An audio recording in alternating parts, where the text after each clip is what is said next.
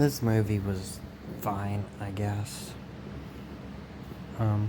It was really tense and good at times, but very anticlimactic at parts. Though, at the same time, it was really good at parts. It was like one director would take over for a few minutes, and then another director would take over for a few minutes. Because sometimes it's really good, and sometimes it's just pretty garbage. Because there were some scenes where they were like, really tense. And then they wouldn't really end how you would think they would end. So at least they weren't predictable, but, Anyways, the main cast is this girl who tried to kill her boyfriend, and, they make like two different.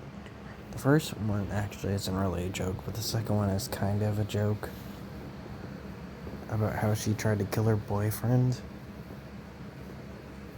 And it's just to try and get this creepy guy to leave her alone, which doesn't work because he then calls her a machine because he's a sexist piece of crap. So I don't care when he dies later. Anyway, there's her who tried to kill her boyfriend. She set him on fire. He survived. He went to jail. He's some famous serial killer in this movie called Rain the Ripper or whatever. Because apparently he wanted to cleanse their souls in the rain. Even though they kind of gave us an explanation earlier in the movie when she's talking to Debbie. She says he would call her on the phone whenever it rained and play a 1950s song or whatever about rain and play it. And that's how she would know that he was gonna kill someone. That makes more sense than just, oh, well, he cleanses her soul or whatever. It was dumb. Then there's Bobby, who's also works at the gas station. Bobby actually would have survived, but he didn't because she was an ex-con, a felon, and he just wanted to make sure that she was okay, doing good at her new job, and he said that he had to go check up on her. He leaves, he's fine, but he goes back because his boss, Ed, tells him to go check up on her. And then the second time he's about to leave, he gets attacked.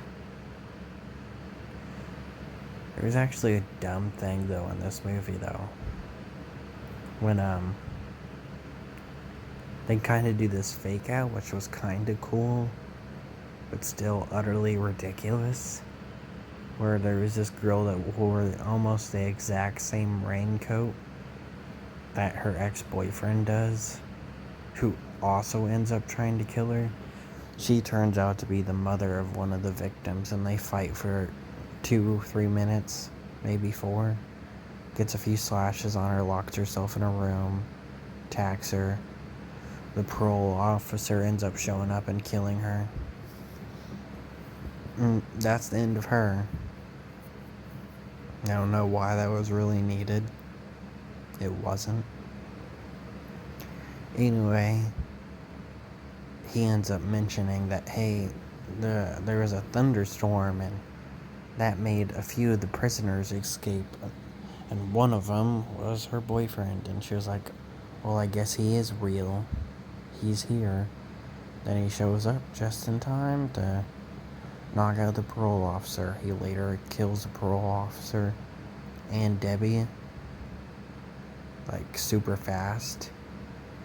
Pours gasoline all over Bobby. But then a customer comes.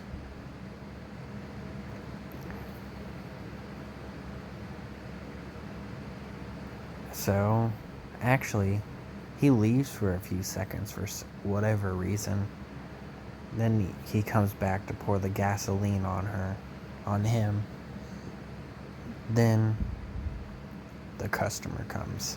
Like, he probably could have killed him before the customer got there.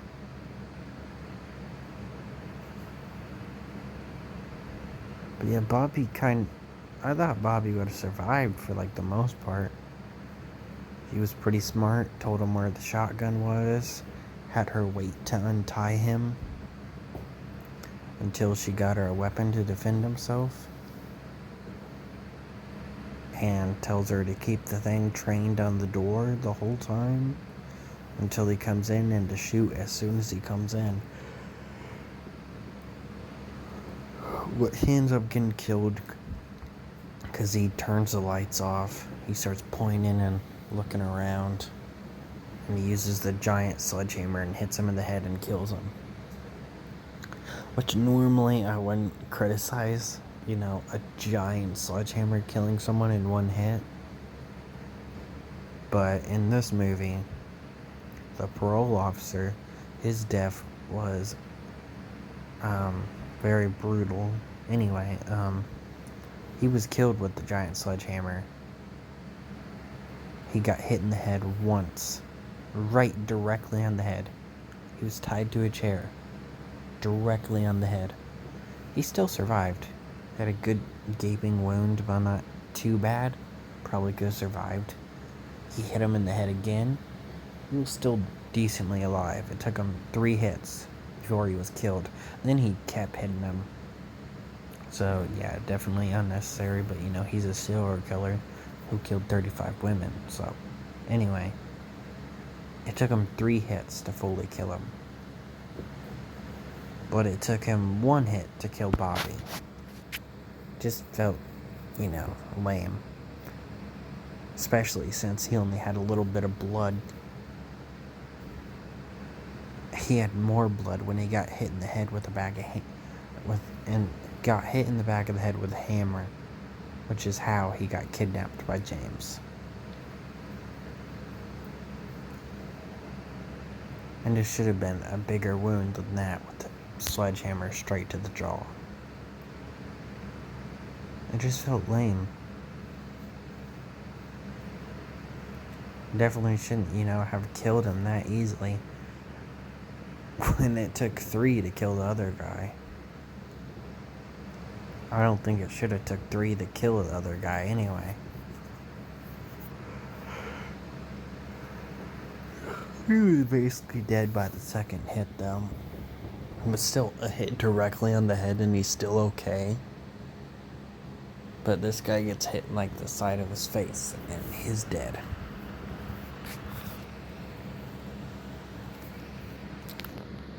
But yeah, most of the movie is just her having hallucinations, and then occasionally she actually has something real happen, but we think it's a hallucination until, we later find out that most of the stuff that's happening is real.